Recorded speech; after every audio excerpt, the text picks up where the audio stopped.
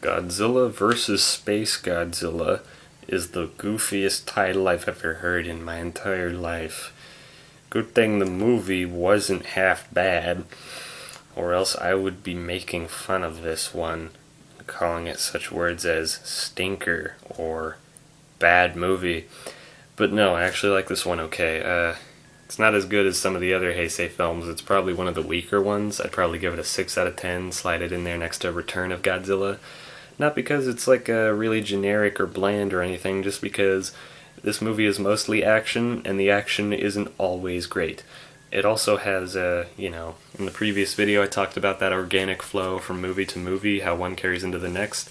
This one takes a little bit of inspiration from an outside source, because I guess in Godzilla and Mothra Battle for Earth, that movie brought back Mothra in such a big way that people wanted to see more Mothra, so they gave Mothra her own film trilogy called Rebirth of Mothra, and that ended with Mothra leaving Earth and flying out into space, which they show a little bit like a shot of that happening in this movie without explaining or like giving any context for it.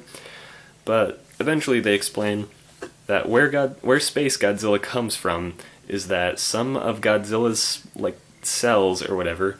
There's actually two theories. Is that either when Biollante split itself up into spores, the Godzilla stuff in its spores got mixed in with some space crystals. Said it could have been that, or it could have been when Mothra had some Godzilla juice on him from their fight.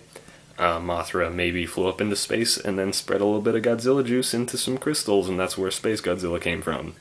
Either way, Space Godzilla is a monster with even though it's just like, oh, what, it's just another doppelganger for Godzilla, how many of those have we already had?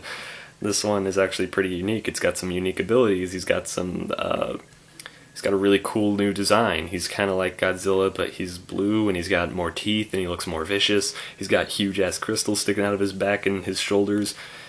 He just looks really, really cool. He's got telekinetic powers, much like Miki herself, who actually, not only is she a telepath in this movie, she reveals herself to also have telekinetic abilities. She lifts a table at one point.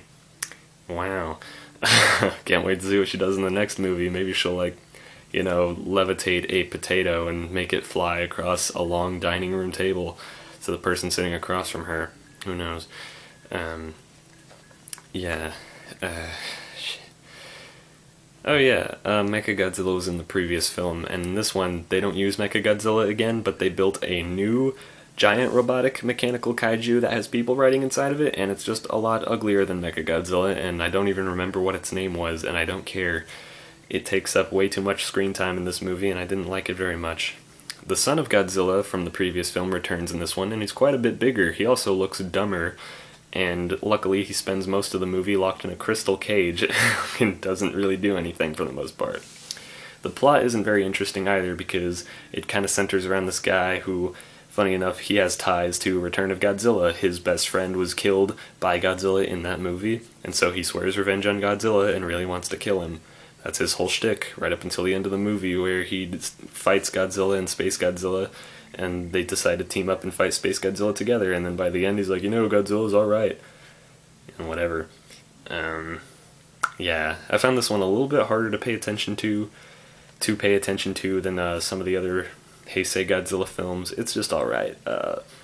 I could definitely see skipping this one, but it's not bad by any means. I mean, if you're curious, you want to see what Space Godzilla is like, take a look. He's a pretty cool guy, Okay movie.